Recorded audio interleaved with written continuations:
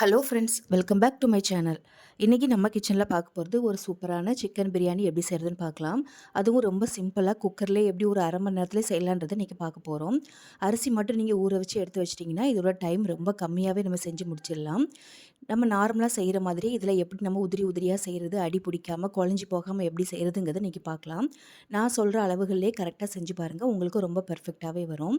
வீடியோக்குள்ளே போகிறதுக்கு முன்னாடி என்னோட சேனலை சப்ஸ்கிரைப் பண்ணாதவங்க மறக்காமல் சப்ஸ்கிரைப் பண்ணிக்கோங்க. பக்கத்தில் இருக்க ஆல் ஆப்ஷன் கிளிக் பண்ணிக்கோங்க. அப்போ தான் நான் போடுற வீடியோ உங்களுக்கு உடனுக்குடன் வரும். இதே மாதிரி ரொம்ப சிம்பிளான ரெசிபிலாம் பார்க்கணுன்னா கண்டிப்பாக என்னோட சேனலை சப்ஸ்கிரைப் பண்ணிக்கோங்க. வாங்க இப்போ இந்த சிக்கன் பிரியாணி குக்கரில் எப்படி செய்கிறதுன்றது பார்க்கலாம்.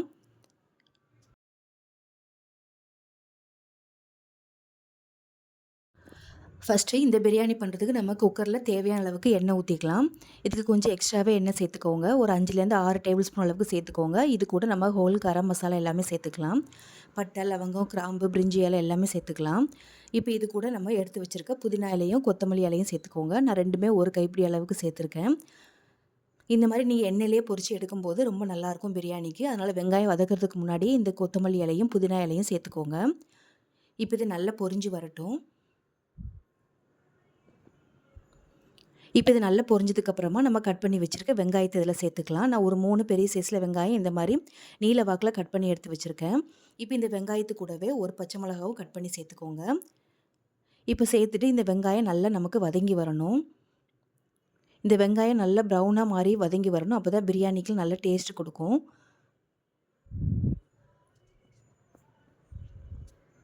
இப்போ பாருங்கள், இந்த அளவுக்கு நமக்கு வெங்காயம் நல்லாவே பொன்னிறமாக வதங்கி வந்திருக்கு. இப்போ இது கூட நம்ம தேவையான அளவுக்கு இஞ்சி பூண்டு பேஸ்ட்டு சேர்த்துக்கலாம். நான் இன்றைக்கி 2 டேபிள் ஸ்பூன் அளவுக்கு இஞ்சி பூண்டு பேஸ்ட்டு சேர்த்துருக்கேன். நீங்கள் எந்த அளவுக்கு நீங்கள் கறி எடுக்கிறீங்களோ அந்த அளவுக்கு நீங்கள் இஞ்சி பூண்டு பேஸ்ட்டு சேர்த்துக்கோங்க. நான் இன்றைக்கி 1/2 கிலோ அளவுக்கு எடுத்திருக்கேன். அதுக்கு 2லேருந்து 3 டேபிள் ஸ்பூன் அளவுக்கு தாராளமாக சேர்த்துக்கலாம். இப்போ நம்ம இஞ்சி பூண்டு பேஸ்ட்டு சேர்த்த உடனே நம்ம கட் பண்ணி எடுத்து வச்சுருக்க தக்காளி இதில் சேர்த்துக்கலாம். நான் இன்றைக்கி ஒரு 1/4 கிலோ அளவுக்கு தக்காளி எடுத்திருக்கேன். இந்த மாதிரி பெருசாக கட் பண்ணி எடுத்துக்கோங்க. கட் பண்ணிவிட்டு இப்போ நம்ம நல்லா வதங்கி வரதுக்காக கொஞ்சமாக உப்பு சேர்த்துக்கலாம். உப்பு சேர்த்துட்டு இந்த தக்காளி நல்லா நமக்கு மசிஞ்சு வரணும்.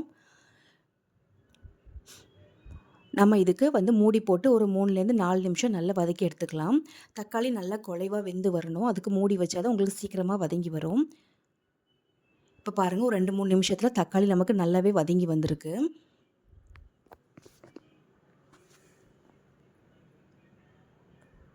நம்ம சேர்த்துருந்த எண்ணெய் எல்லாமே நல்லா பிரிஞ்சு வந்திருக்கு. இப்போ பாருங்கள், நல்லா நமக்கு வெங்காயம், தக்காளி எல்லாமே நல்லா வதங்கி வந்துட்டு இஞ்சி பூண்டு பேஸ்ட்டோட பச்சை வாசனை எல்லாமே போயிடுச்சு. இப்போ நம்ம ரெடி பண்ணி எடுத்து வச்சுருக்க சிக்கன் இதில் சேர்த்துக்கலாம். நான் இன்றைக்கி 1/2 கிலோ அளவுக்கு சிக்கன் எடுத்திருக்கேன். நான் பிரியாணிங்கிறதுனால கொஞ்சம் பெரிய சைஸாகவே சேர்த்துக்கோங்க. ரொம்ப சின்னதாக கட் பண்ணி சேர்த்திங்கன்னா நம்ம விசில் எடுத்து வைக்கும்போது ரொம்ப குழஞ்சி துண்டு துண்டாக போயிடும். அதனால் கொஞ்சம் பெரிய சைஸ்லேயே பிரியாணிக்கு யூஸ் பண்ணிக்கோங்க. இப்போ இது லைட்டாக இந்த மாதிரி கலந்து விட்டுட்டு மூடி போட்டு ஒரு 2 நிமிஷம் மட்டும் வதக்கி விட்டுருங்க. இப்போ இந்த எண்ணெயிலே லைட்டாக நமக்கு வதங்கி வரணும். ஒரு 2 நிமிஷம் மட்டும் வேக விட்டுருங்க. இப்போ பாருங்கள், ஒரு 2 நிமிஷம் கழித்து நல்லா நமக்கு இந்த வெள்ளை கலரில் நல்லா நமக்கு சிக்கன் நல்லா வதங்கி வந்திருக்கு. இப்போ இந்த சமயத்தில் நம்ம தேவையான மசாலா எல்லாமே நம்ம சேர்த்துக்கலாம். கொஞ்சமாக மஞ்சத்தூள் சேர்த்துக்கோங்க. ஒரு டீஸ்பூன் அளவுக்கு மஞ்சத்தூள் சேர்த்துக்கோங்க. கூடவே காரத்துக்காக தனி மிளகாத்தூள் சேர்த்துக்கலாம். நான் 2 டீஸ்பூன் அளவுக்கு தனி மிளகாத்தூள் சேர்த்துருக்கேன். உங்கள் காரத்துக்கு எவ்வளோ வேணுமோ அந்த அளவுக்கு சேர்த்துக்கோங்க. அதுக்கப்புறமா நான் ஒரு கலருக்காக காஷ்மீர் ரெட் சில்லி பவுடர் மட்டும் 1 டீஸ்பூன் அளவுக்கு சேர்த்துருக்கேன். இது ஆப்ஷனல் தான், உங்களுக்கு வேண்டாம்னா ஸ்கிப் பண்ணிடலாம். இப்போ இது கூடவே ஒரு 1/2 டீஸ்பூன் அளவுக்கு கரம் மசாலா சேர்த்துக்கோங்க. உங்கள்கிட்ட கரம் மசாலா இல்லை அப்படின்னா பிரியாணி மசாலா இருந்தால் கூட சேர்த்துக்கலாம். இப்போ இது கூட நம்ம இந்த பிரியாணிக்கு தேவையான அளவுக்கு உப்பு சேர்த்துக்கோங்க. உப்பு சேர்த்துட்டு இது நல்லா கலந்து விடுங்க. இப்போ நம்ம உடனே தண்ணி எதுவுமே சேர்க்கக்கூடாது. இந்த எண்ணெயிலே நமக்கு மசாலா எல்லாமே நல்லா வதங்கி வரணும். இந்த மசாலாவோட பச்சை வாசனை எல்லாமே போகணும். இப்போ இது கூட நம்ம எடுத்து வச்சுருக்க தேவையான அளவுக்கு நம்ம தயிர் சேர்த்துக்கலாம். நான் ஒரு 2லேருந்து 3 டேபிள் ஸ்பூன் அளவுக்கு தயிர் எடுத்திருக்கேன். இந்த மாதிரி தயிர் சேர்த்து நீங்கள் வேக வைக்கும்போது சிக்கன் நல்லா சாஃப்டாக சீக்கிரமாகவே வெந்து வரும். இப்போ தயிர் சேர்த்ததுக்கப்புறமா இந்த மாதிரி நல்லா கலந்து விட்டுக்கோங்க.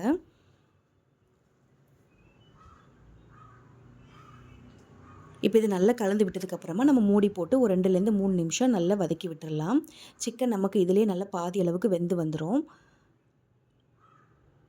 இப்போ பாருங்கள், ஒரு 2, 3 நிமிஷத்தில் நல்லாவே நமக்கு வெந்து வந்திருக்கும். ஒரு பாதி அளவுக்கு மேலேயே நமக்கு வெந்திருக்கும். இப்போ இதை நல்லா கலந்து விட்டுருங்க. இப்போ நல்லா கலந்து விட்டதுக்கப்புறமா, இப்போ நம்ம பிரியாணிக்கு தேவையான அளவுக்கு தண்ணி சேர்த்துக்கலாம். நான் அன்னைக்கு 2 டம்ளர் அளவுக்கு அரிசி எடுத்திருக்கேன்.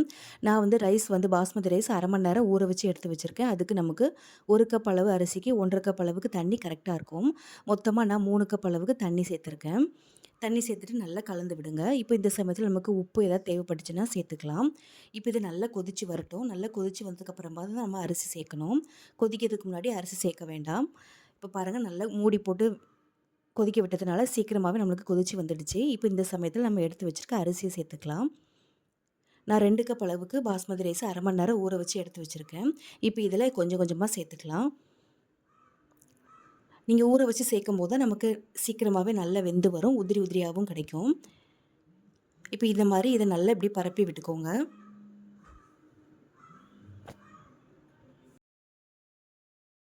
இப்போ நம்ம எடுத்து வச்சிருக்க அரிசி எல்லாமே சேர்த்தாச்சு. இப்போ அரிசி சேர்த்ததுக்கப்புறமா இந்த மாரி மெதுவா கலந்து விட்டுக்கோங்க. இப்போ இது கூட லாஸ்ட்டா வந்து கொஞ்சமா கொத்தமல்லி இலையும், புதினாவும் போட்டு மறுபடியும் நல்லா கலந்து விட்டுக்கோங்க. ரொம்ப கலந்து விட்டீங்கன்னா, அரிசி சீக்கிரமா உடைஞ்சு வந்துரும். அதனால லைட்டா கலந்து விட்டுட்டு, ஒரு 2 டேபிள் ஸ்பூன் அளவுக்கு நெய் சேர்த்துக்கோங்க.